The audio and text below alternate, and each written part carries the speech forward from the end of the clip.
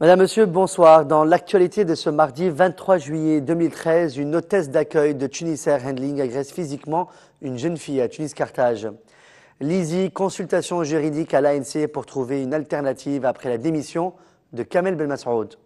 56e fête de la République, séance extraordinaire à l'ANC en présence des 3 présidents et à l'étranger arrestation d'une néerlandaise de 19 ans soupçonnée d'envoyer des djihadistes en Syrie.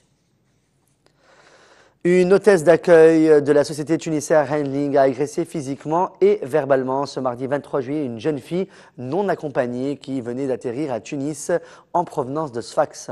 L'enseignant universitaire Mourad Ben Smaïl, résident à l'étranger, a dénoncé le traitement réservé à la jeune fille qui n'est autre que sa fille. Le directeur général de Tunis Air Express, Ali Miaoui, a présenté ses excuses au père et a assuré que l'hôtesse d'accueil sera sanctionnée pour son comportement. Le syndicat de base des agents du ministère des Affaires étrangères a vivement critiqué ce mardi 23 juillet le chef de la diplomatie, Othman Jalandi, pour n'avoir pas respecté ses engagements envers la partie syndicale. Selon un communiqué publié ce mardi, le syndicat souligne son étonnement vis-à-vis de l'annonce de réalisation au profit des fonctionnaires faite le vendredi 19 juillet et reproche à Othman Jalandi de refuser le dialogue et de ne pas tenir sa promesse d'appeler à une réunion de négociation au sujet de plusieurs questions restées en suspens.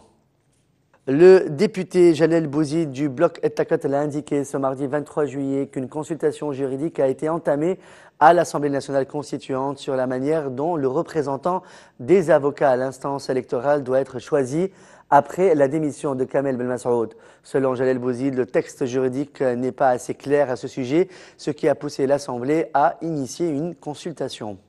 Un accident sur la route entre la Chebba et Soursef a fait un mort et 3 blessés lundi qui se trouvaient tous à bord d'un véhicule de transport interurbain arrivant de Sfax et devant rallier Mehdaïa. Une source de la direction régionale de la protection civile à Mehdaïa a indiqué que le véhicule s'est renversé après avoir percuté un chien qui traversait la route et s'est ensuite brisé sur un arbre. La victime est un agent des forces de l'ordre originaire de Melloulesh.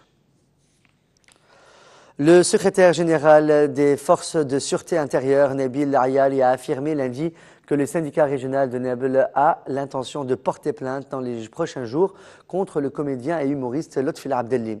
Nabil Ayali a expliqué que ce dernier a humilié les agents de force de l'ordre lors de la représentation de son spectacle Made in Tunisia samedi dans un hôtel de Yasmine Hamamet.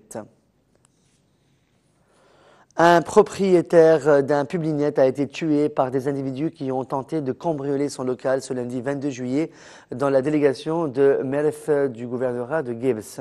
La victime âgée de 40 ans a été frappée mortellement à la tête.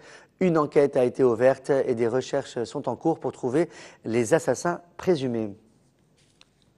Le journal Sabeh a publié aujourd'hui, le 23 juillet 2013, que le mouvement Nidetoun va bientôt connaître une série de transformations.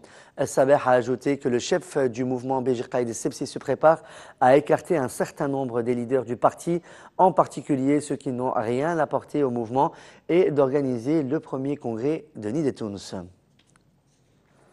L'Assemblée nationale constituante tiendra le jeudi 25 juillet une séance plénière extraordinaire à l'occasion de la célébration de la 56e fête de la République, et ce, en présence des 3 présidents Marzouki, Ben Jafar et Laraïv.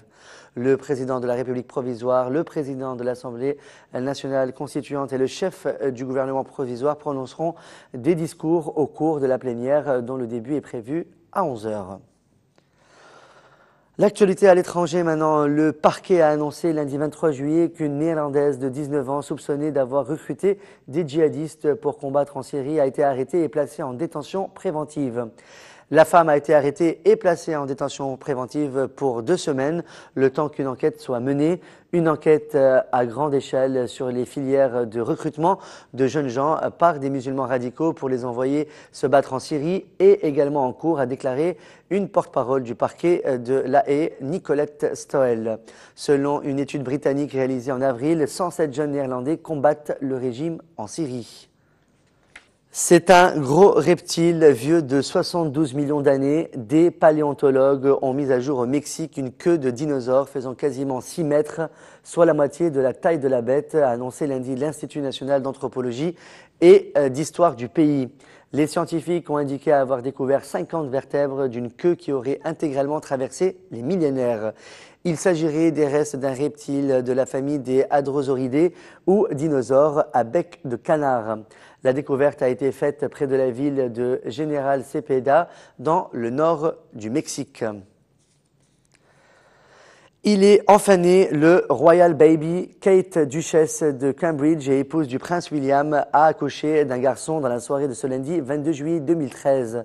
Le garçon, assuré d'une 3e position dans l'ordre de succession au trône britannique, est arrivé en bonne santé à 16h24 heure de Londres, indique un communiqué du palais. C'est la fin de ce flash de l'actualité sur Todos Net TV. Merci de votre fidélité. On se retrouve demain soir pour un nouveau flash.